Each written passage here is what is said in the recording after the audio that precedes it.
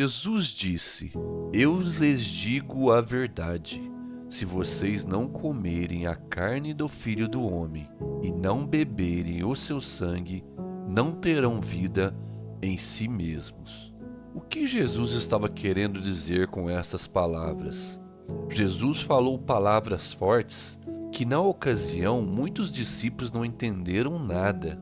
Eu fico imaginando quando ele disse para os discípulos que era necessário comer a carne dele e beber do sangue dele. Se fosse nos dias de hoje, a gente ia falar: olha, esse homem está incentivando o canibalismo. Beber o sangue, será que este homem está nos ensinando a ser vampiros?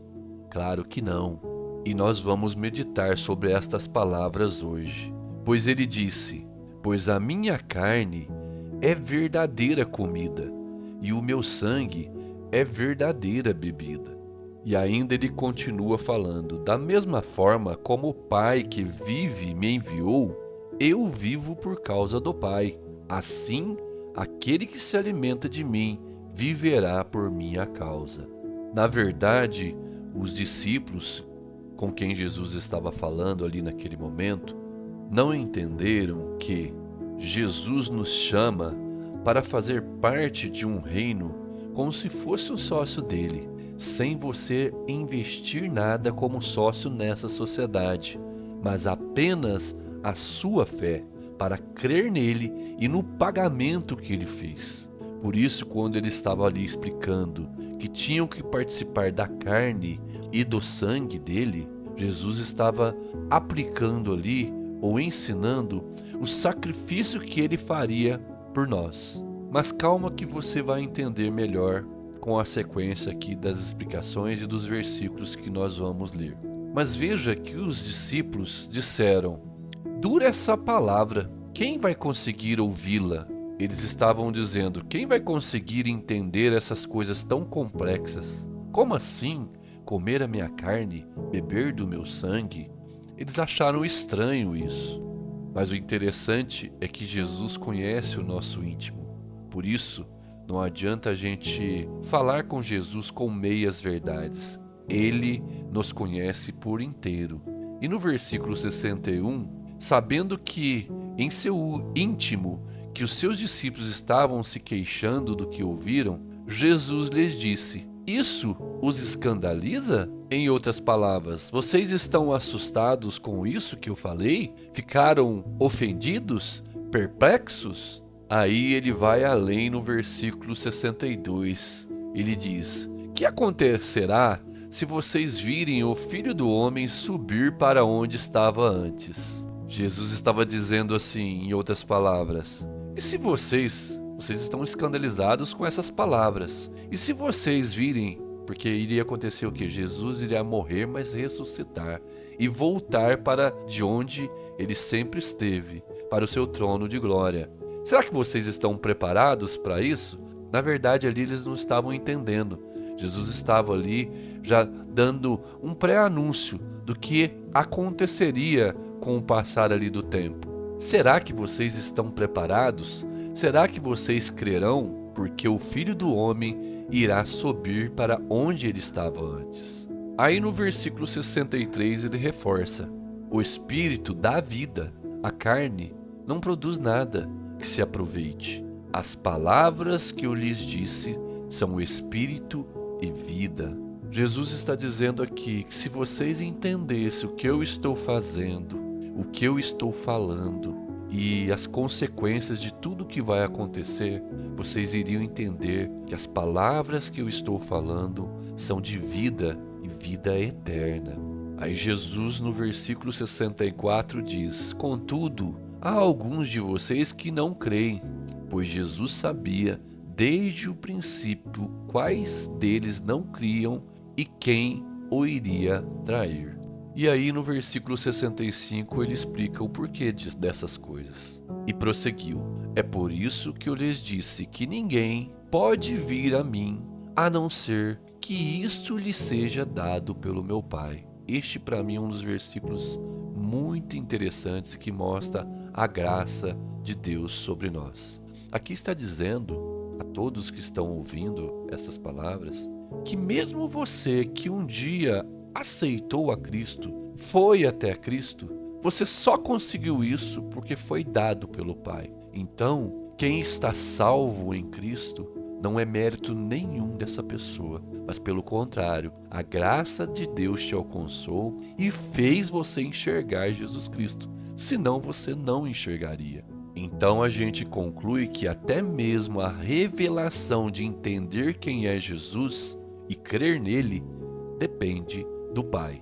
Mas no versículo 66, olha o que aconteceu. Daquela hora em diante, muitos dos seus discípulos voltaram atrás e deixaram de segui-lo. Porque esses que deixaram para trás e voltaram atrás, eles não estavam com a mente aberta, com o entendimento que, como nós lemos anteriormente, procede de Deus, essa revelação. Aí Jesus perguntou aos 12 apóstolos: vocês também não querem ir? Vocês também querem voltar atrás? Agora olha o entendimento daqueles que são tocados por Deus, ou seja, o Pai revela quem é Jesus. Olha o que Pedro falou. Simão Pedro lhe respondeu: Senhor, para quem iremos? Ou para onde iremos? Só tu tens as palavras de vida eterna. Pedro, com todos os defeitos dele, tanto que a gente conhece que Pedro negou Jesus, Pedro fez muitas coisas ali por ansiedade, a gente lê algumas coisas dele, a gente vê como ele era espontâneo, mas até demais. Mas Pedro, com todos os defeitos dele, tinha já a revelação da importância que Jesus era. Por isso que ele, junto com os apóstolos, abriram mão de muitas coisas para seguir Jesus. Pois havia ali uma permissão do Pai para que eles fossem entendendo, valorizando o Filho do Homem, Jesus Cristo. Então, o que significa o que Jesus disse sobre comer a carne dele e beber do sangue dele?